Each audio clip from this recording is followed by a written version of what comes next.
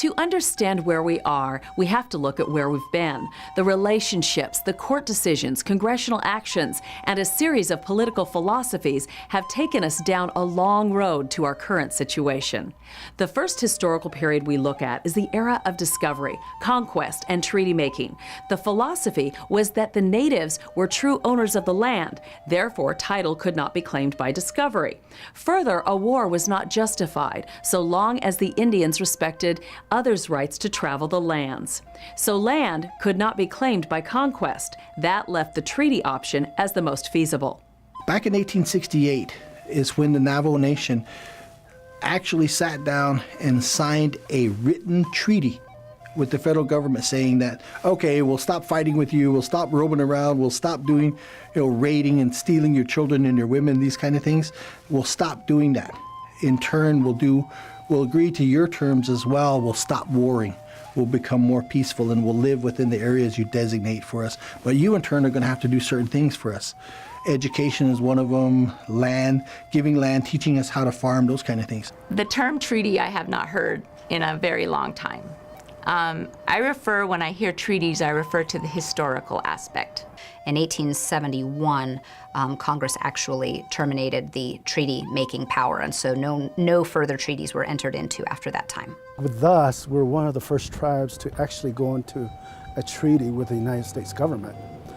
How some others are not really, they're developed by executive order of the president, evolving still to this day. Some tribes are evolving. The executive order tribes were created by the executive orders that were made with the president and gone through the Congress and everybody else that gives them that status. But with that also, they were given certain inalienable rights as well. I believe, from what I have seen, there was also a treaty with the Apaches, not necessarily specific to Arizona, but that there was a treaty with the Apaches back in 1852. In the early 1800s, the government was seeking more land and adopted a policy of removal and relocation of the Indian tribes.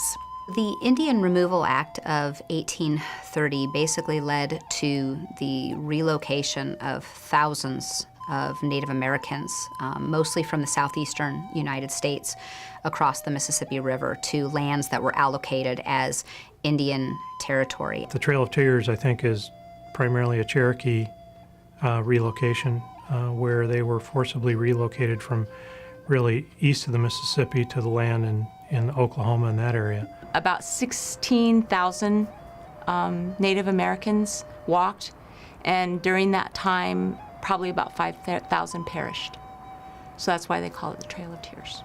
It's just like the Navajos, when they talk about Fort Sumner, and that's what is referred to as Hawidi in Navajo. That's the Navajo's Trail of Tears. A lot of people lost their lives during that forced removal from their traditional lands that they lived on to an area where the federal government said, you will live here. It was a forced relocation. With the cavalry everywhere, then they start getting rid of the Indians. And then now they expected us to speak English and make us white people. And they tell us not to speak our language, and they take our language away. And then now all the young ones are speaking English, and they don't want to have nothing to do with our cultural.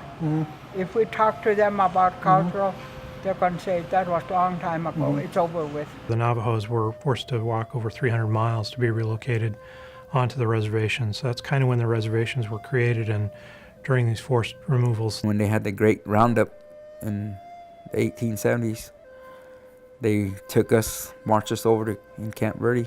And they were rounded up during the war with the soldiers and the Apache, and they were marched through Payson, down to Tonto Basin, Roosevelt, and on to San Carlos. I think every Indian tribe in the United States got a Trail of Tears. In the late 1800s, Congress decided the Indians owned too much land, and this impeded the settlement of the western states. So the Dawes Act was passed, which divided the land on a formula basis. Indian land holdings were reduced from 138 million acres to 48 million acres. At least 20 million acres were desert or semi-arid and useless for farming. During this period, Indian children were also removed from their homes and relocated to boarding schools. And the goal, it seemed to be, was to break up the reservations or disband the reservations. And the hope, I think, from the federal government at the time was that by providing individual allotments to Native Americans, that they would thereby integrate into American society and sort of disband the whole reservation culture. Along with that, however, there were certain land left over, and a lot of that land was made available then to people who weren't Native American or tribal members. The Indian Reorganization Act provided the basis for tribes to form a government structure by adapting constitutions and permits tribes to negotiate with federal, state, and local governments. I've heard this both ways. I've heard this, the 1934 Indian Reorganization Act. I've also heard it called the Indian Self-Reliance Act. The 1934 Indian Reorganization Act basically put an end to the Dawes Act, basically put an end to the allotments and really allowed the tribal nations and Indian reservations to go back to reservation living. I think it promoted a lot of the tribes to institute their own constitutions and go back to living on reservations under federal trust. They essentially ended that allotment system and allowed the tribes to generally hold lands communally. It also allowed or authorized the state Secretary of the Interior to purchase additional lands and to also proclaim or create reservations. The Indian Reorganization Act came about because of a survey that was done. A survey that provided information showing that the tribes were in a bad way. Their economy was really bad. There was a lot of sickness, disease, and so what it did was it took away a lot of the U.S. government, federal government, and it gave them more self-governance. The termination era involved freeing the tribes from federal supervision and control, meaning they would no longer be recognized as a tribal government.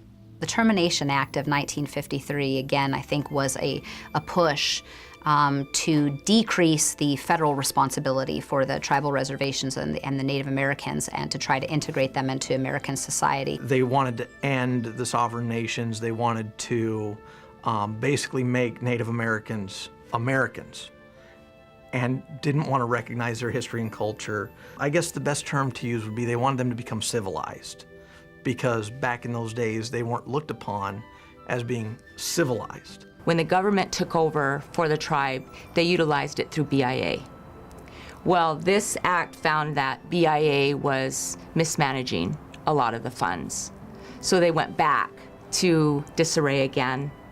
And then the government decided, you know what, we don't need tribes anymore, so we're just going to get rid of them. So I believe 109 tribes were terminated. The United States government's intention there was to assimilate all Native Americans or Indians into the westernized culture and taking away from them what makes you a Native American, what makes you an individual, what makes you a tribal member. It was trying to take all of that away so that they would be assimilated into the westernized world and that there would no longer be any Native American tribes or Indian tribes with any specific ties to any area. The federal government was doing this with a sense of urgency. You know, they were taking children off tribal lands, putting them in Indian schools like we have here in Phoenix, down on Indian School Road. You have the old Indian school there.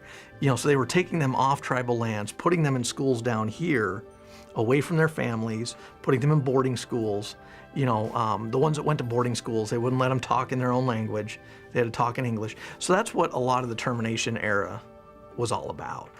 In 1953, Public Law 280 permitted state governments to assume both civil and criminal jurisdiction over Indians. Public Law 280 really doesn't affect Arizona. Public Law 280 came along in 1953 along with the termination era, and it was kind of an effort to integrate Native Americans into American society and sort of get rid of the reservation lifestyle or reservation culture, try to increase state interest over reservations rather than federal interest over reservation lands and tribal members. California is a Public Law 280 state. Arizona, fortunately, is not a Public Law 280 state, so none of the tribes here fall under PL 280. There are 6 states who currently operate under Public Law 280, and most of, not all, but most of the Indian reservations within those 6 states actually are subject exclusively to state jurisdiction rather than federal jurisdiction. Let's look at the western side of Arizona, along the Colorado River. They all have land in California. So those tribes that have land in California have no law enforcement authority in essence. They have no law enforcement authority to take care of crimes that occur on their lands in California because legislatively they can't. It strips down their law enforcement authority to pass the bone. It gives them none. Their working relationship with the state of California through the sheriff's offices there are better now than they were 10 years ago. That's everybody having a better understanding of how they could work together. In 1970, President Nixon officially rejected termination as a policy, and in 1975, the Indian Self-Determination and Education Assistance Act was passed. This allowed tribes to contract for services or to use their funds to establish their own services, such as having tribal police, in lieu of using the BIA for law enforcement activities.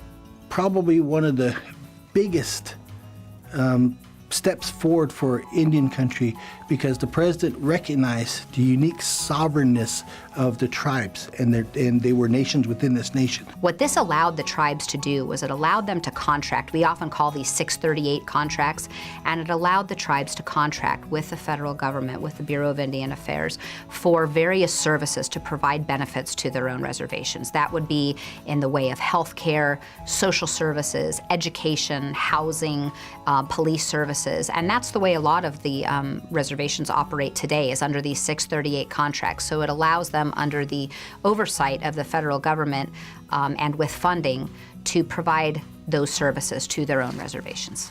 Because of the sovereign status of those nations, everyone was afraid that they could be held liable if something were to occur.